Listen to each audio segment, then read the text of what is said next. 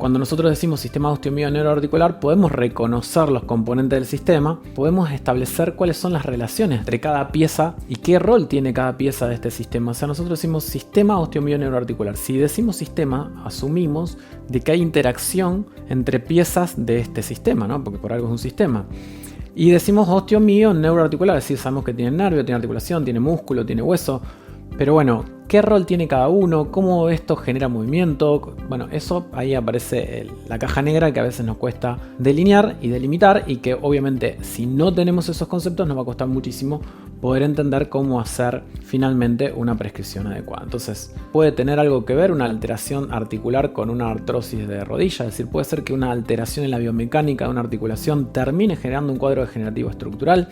Y esto también es un tema que vamos a tratar un poquito más adelante y más en detalle, porque bueno, si no, siempre empezamos a pensar que las patologías comienzan cuando tenemos un daño estructural y nos perdemos de poder analizarlas funcionalmente a estas mismas patologías. Es decir, una artrosis puede tener un análisis estructural, como la graduación radiológica de la artrosis, pero también una funcional para ver cómo está funcionando esa rodilla, y optimizar esa función de la rodilla nos va a repercutir, por supuesto, tanto en la sintomatología del paciente como en la progresión de la enfermedad. Y esto lo vamos a ver un poquito más adelante, pero lo vamos anticipando, es decir, función y estructura están ampliamente vinculadas y los cambios funcionales preceden a las alteraciones estructurales. También lo vamos a desarrollar más adelante, pero ¿por qué estoy haciendo un acento en este aspecto? Porque nosotros muchas veces empezamos los diagnósticos en los daños estructurales, es decir, decimos tiene artrosis, pero cuando la placa era normal y ese paciente tenía una disfunción de rodilla, no decíamos nada porque todavía no había ninguna cosa en la placa. Sin embargo, ese paciente está en una etapa donde hubiese probablemente disminuido su riesgo de desarrollar una artrosis si hubiésemos hecho un abordaje con ejercicios y hubiésemos mejorado la función de esa articulación. Por eso es tan importante esta concepción de la relación entre lo estructural y lo funcional. Entonces, ¿para qué sirve cada pieza? El hueso tiene que ver con la absorción y la distribución de fuerzas. Acá viene la parte biomecánica del hueso. Brazos de palanca. También el hueso es el que amplifica los brazos de palanca que generan la musculatura. Y también tiene acciones de protección visceral, regulación del medio interno y hematopoiesis. Vamos a ver algunas cuestiones relacionadas con la mecánica. Por ejemplo, vemos en la cadera la distribución de las líneas de fuerza de las cargas axiales hacia las caderas y cómo realmente todo el sistema trabecular lo que hace es seguir esas líneas de fuerza y de alguna manera transmitir y generar una absorción y transmisión de esta energía mecánica que se está resolviendo en el anillo pélvico y en parte también en la cadera. Entonces, bueno, esta es una función importante del hueso, ¿sí? Absorción y distribución de fuerzas. El otro punto que habíamos visto tiene que ver con la generación de brazos de palanca para la acción muscular, y acá vemos cómo finalmente los tres aspectos de una palanca, que son el punto de apoyo, que en el caso del sistema osteomio neuroarticular los puntos de apoyo son las articulaciones, las potencias, que son las acciones musculares, y las resistencias, que son el peso corporal o los pesos externos que podemos agregar a través de mancuernas u otro tipo de objetos que agregan peso al peso corporal, finalmente van distribuyéndose de una manera que pueden dar los tres tipos de palanca que conocemos de la física clásica. No vamos a entrar específicamente en esto, pero es importante, por ejemplo, cómo hay una asociación entre lo que podría ser una palanca de primer grado, donde tenemos la resistencia, el apoyo y la potencia, en lo que sería la acción de la cadera, por ejemplo, cuando quedamos en fase monopodálica de la marcha, y entonces al levantar el pie, la cadera queda como único punto de apoyo, la que queda en apoyo obviamente. El peso del miembro que se encuentra en balanceo es el que genera la resistencia, y la potencia es la acción de la musculatura glútea que tiene que sostener la tendencia a la caída de la pelvis. Si por ejemplo falla este brazo de palanca y los músculos que tienen que generar fuerza no generan fuerza o no tienen estabilidad para poder mantener esta palanca, aparece la caída de la hemipelvis, que nosotros conocemos como Trendelenburg. Fíjense cómo podemos hacer un análisis muy rápido, por supuesto, y simplificado, biomecánico, de un hallazgo clínico que muchas veces nosotros utilizamos para poder diagnosticar patología de cadera. Decimos, tiene una maniobra de Trendelenburg positiva, y esta maniobra está ocurriendo en una palanca de primer grado que tiene estas consideraciones y que por supuesto se puede analizar desde el punto de vista mecánico. También dijimos que tiene una acción de protección visceral y neural, o sea, el sistema óseo tiene toda la parte costal para proteger todas las vísceras torácicas. La pelviana también alberga y protege las vísceras que se encuentran en la cavidad pelviana. El cerebro y la médula espinal se encuentran protegidas por hueso, es decir, tiene toda una acción de protección. También el sistema óseo tiene acciones sistémicas, es un sistema buffer, y en el metabolismo fosfocálcico, quiere decir que, además de lo que habíamos dicho también de que alberga la médula ósea y por eso tiene acciones hematopoyéticas, de alguna manera es un órgano que uno lo ve en principio y le parece que es puramente mecánico, porque ve la cortical y la esponjosa y le parece que tiene que ver todo con la cuestión de cargas, palancas y distribución de fuerzas, pero evidentemente tiene acciones sistémicas muy importantes, y esto también hay que tenerlo en cuenta, porque bueno, si no entendemos también las acciones sistémicas que tienen, no vamos a poder comprender algunas acciones sistémicas de los ejercicios también, ¿no? Con respecto a la parte muscular es la más compleja en algún punto, tiene muchas acciones y es uno de los más ricos de los elementos del sistema osteomio-neuroarticular. El otro es el sistema neural. En realidad todos son importantes, pero bueno, digamos, hay muchas consideraciones que se pueden hacer en relación a la parte muscular, sobre todo en esto de la parte mecánica, ¿no? De la biomecánica, porque los músculos son los encargados de la aceleración, de la desaceleración y de la estabilización. Principalmente ahora vamos a ir hacia ese punto.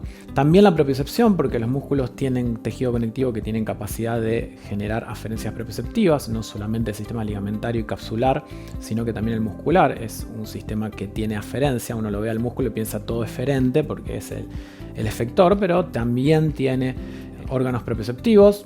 Por ejemplo, el aparato de Golgi, el uso neuromuscular, son, digamos, sensores que tiene, además de los mismos sensores mecánicos que tienen sus coberturas conectivas. Sirve de reserva energética junto con el hígado, sabemos que es una de las principales reservas de glucógeno, y interviene en el metabolismo. Y estas cuestiones de reserva energética y metabolismo es lo que nos va a enseñar también por qué las indicaciones del ejercicio pueden tener repercusiones sobre aspectos metabólicos y descenso de peso, etcétera, que lo vamos a ver más adelante. Entonces, de acelerar, desacelerar y estabilizar, tenemos que saber que la aceleración tiene que ver con un tipo de acción muscular, que es la contracción concéntrica.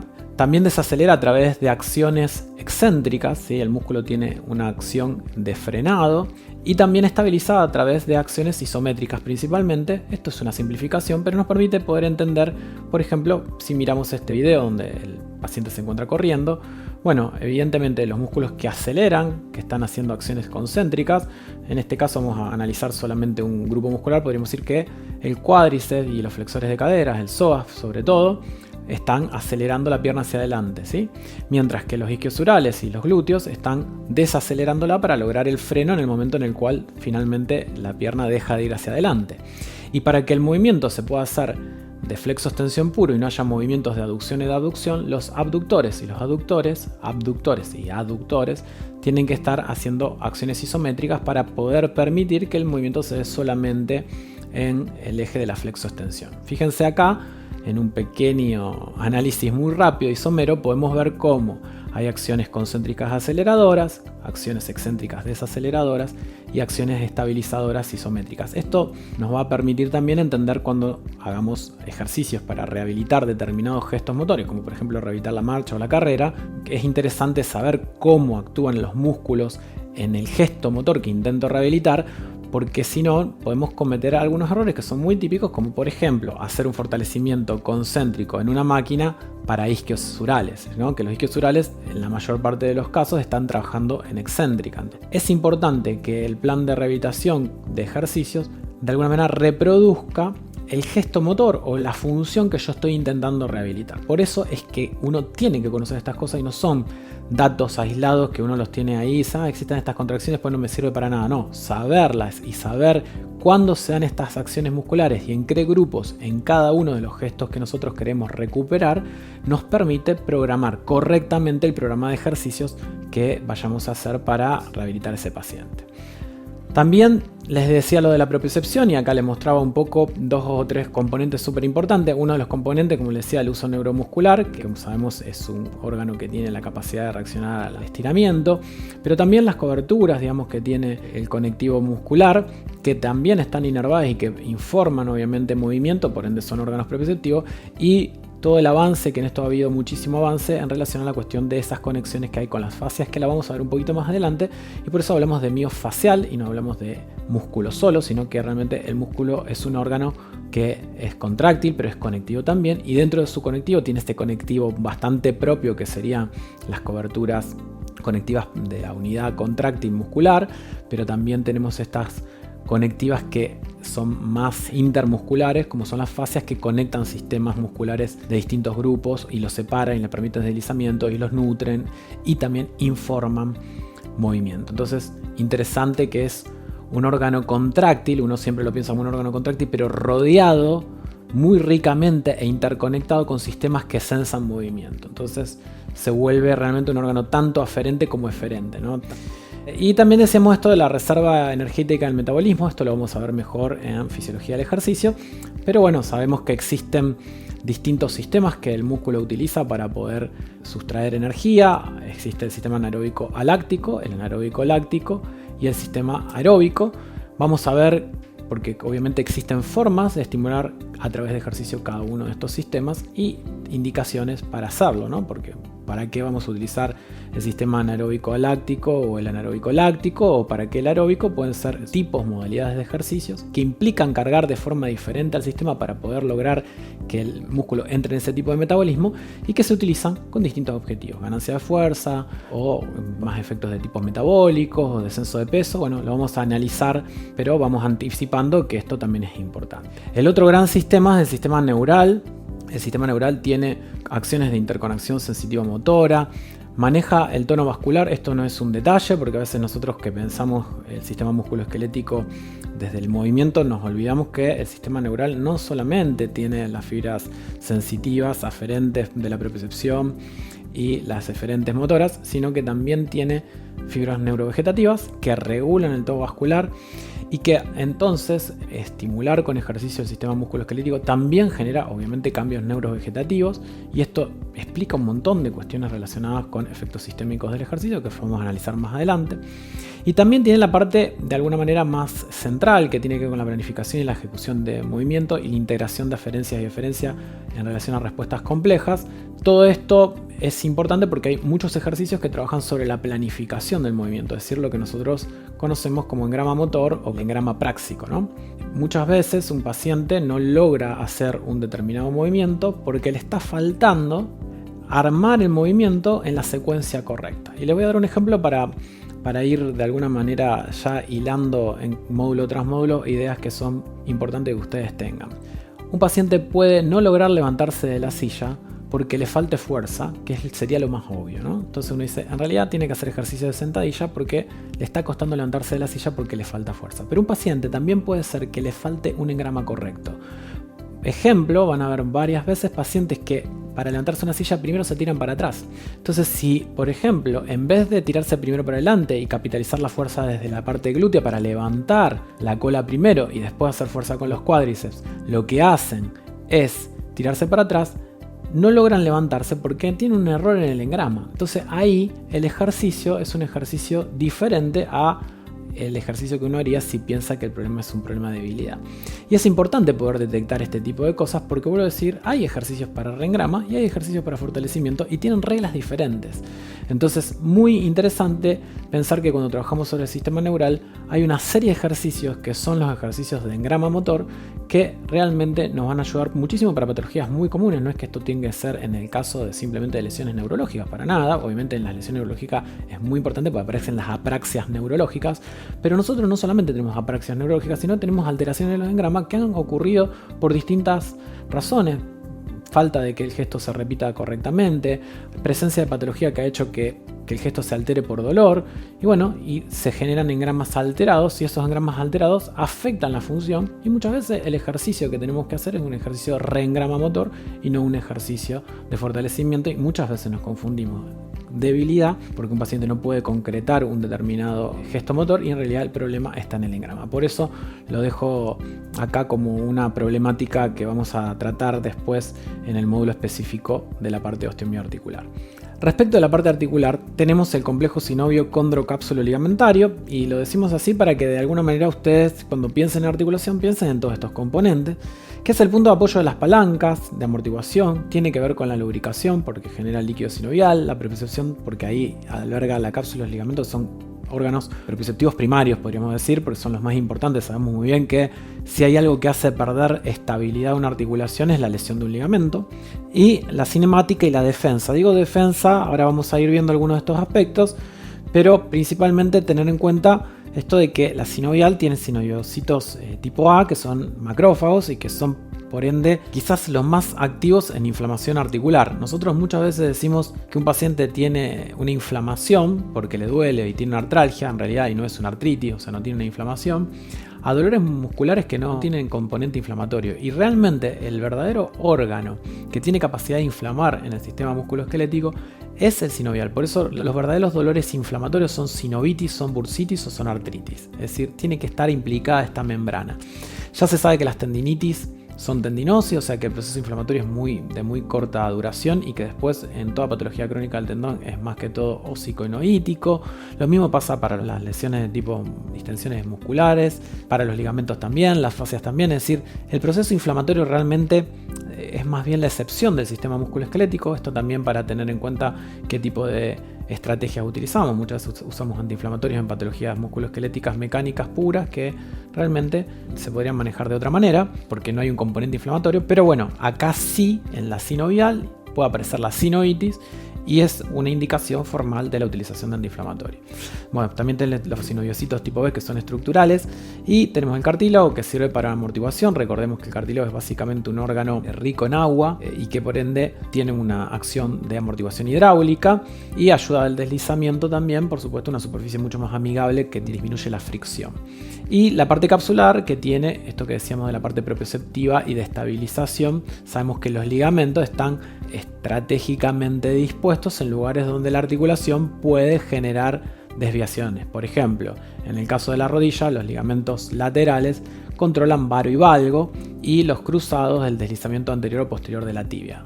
Entonces, a donde hay un ligamento como órgano propioceptivo, hay un músculo que puede evitar o corregir lo que el ligamento está sensando. Y esto es interesante de tener como concepto en la parte biomecánica, es que cada ligamento tiene uno o varios grupos musculares que cuando informen que está ocurriendo una tensión, una salida de la articulación de su rango fisiológico, que es el ligamento el que lo va a sensar, supongamos una desviación en valgo de la rodilla, hay grupos musculares que van a corregir ese valgo de rodilla. Y esto es interesante para poder también entender que los programas de rehabilitación de alteraciones ligamentarias, de lesiones ligamentarias, tienen una acción en relación a este tipo de análisis de que este ligamento trabaja con estos músculos. Si este ligamento está lastimado, estos músculos están desaferentados.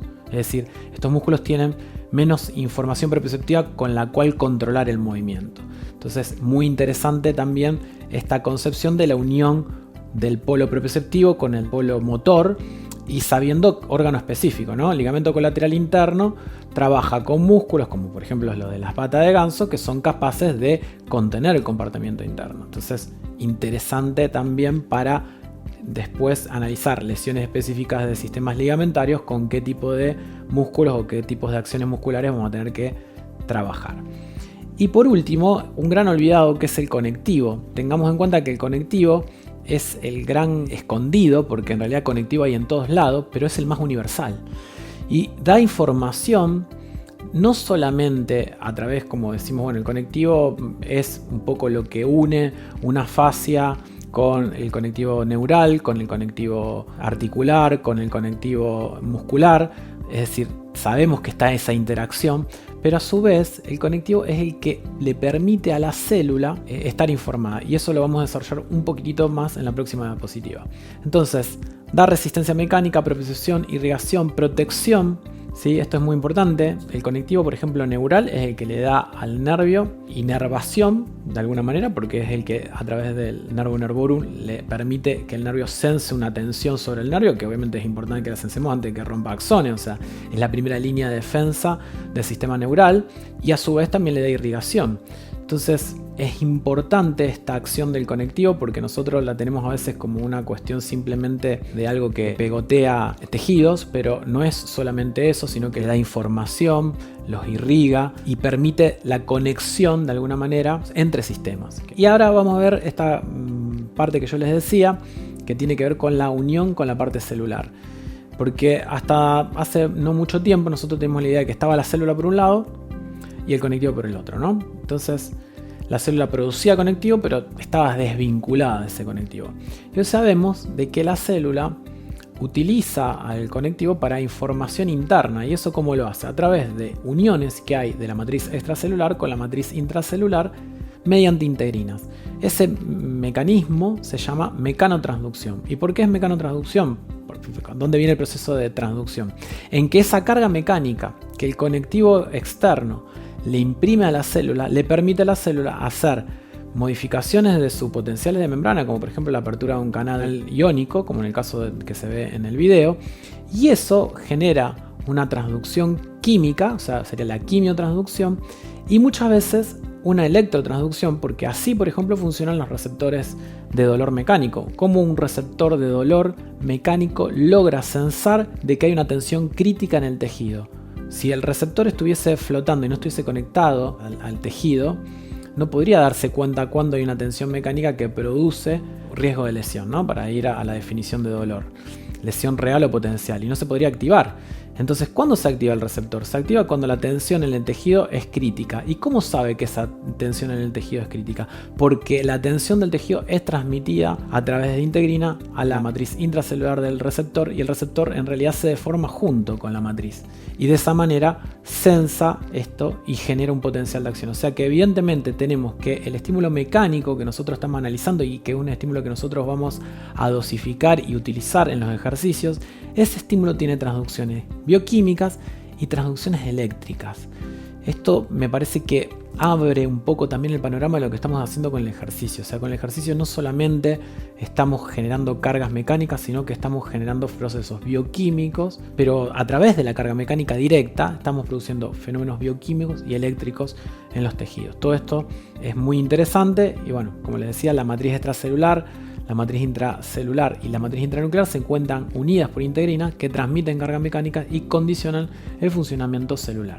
Esto también explica por qué el fibroblasto puede saber cómo disponer las fibras de un tendón, porque si no, uno mira el tendón y ve todas las fibras una al lado del otro. Y dice, ¿cómo sabe el fibroblasto cómo van las tensiones de este tendón para que disponga todas las fibras de la misma manera? Bueno, lo sabe porque tiene conexiones con esa matriz y eso le da al arquitecto, que sería el fibroblasto, le da el plano mecánico, cómo disponer la arquitectura para que sea óptima para poder cumplir su función mecánica. Así que muy interesante también esta cuestión del tejido conectivo y cómo no es solamente un sistema que une, sino que es un gran informador de cuestiones muy importantes para lo que es después la reparación de daños estructurales y la disposición correcta de la arquitectura de los tejidos. Respondiendo un poco a esta primera pregunta, ¿qué entendemos por sistema musculoesquelético? Bueno, la respuesta sería, entendemos al sistema osteomiónico articular como un sistema complejo que integra mínimamente la acción conjunta de 4 componentes. El hueso, con su cuestión córtico-medular, que ya vimos que no es solamente un mero receptor de cargas y distribuidor de cargas, sino que tiene otro tipo de acciones sistémicas muy importantes. Articulaciones, recordar siempre sinovio, condro, cápsulo ligamentario. Músculo, teniendo en cuenta que el músculo es una unidad miofasciotendinosa. El sistema nervioso central y periférico, que sería el conectivo neuroglial, y digo conectivo porque les expliqué un poco también la importancia que tiene el tejido conectivo en el sistema neural, pero también tiene la glía y tiene los axones, todo esto es parte de ese sistema, y cada uno de estos componentes cumplen funciones específicas y accesorias dentro de la acción principal que tiene este sistema, que es generar movimiento. O sea, no nos olvidemos que primariamente el sistema osteomioneuroarticular tiene como función generar movimiento. Y por ende, lo primero que vamos a ver cuando se enferma es que se altera el movimiento en su calidad porque empieza a alterarse el gesto, o en su cantidad porque ya no puede hacer determinadas cosas. Pero esto sería la claudicación final del sistema. Nosotros tenemos que aprender a poder detectar las alteraciones osteomioneuroarticulares en etapas tempranas para poder hacer correcciones con los ejercicios. También tiene acciones que interactúan con otros órganos, sistemas y tejidos, lo que explica sus efectos sistémicos, que lo venimos conversando desde antes, esta cuestión de que el ejercicio tiene acciones directas sobre el sistema musculoesquelético, pero el sistema musculoesquelético a su vez se encuentra conectado con otros sistemas, lo que explica efectos sistémicos posteriores del ejercicio.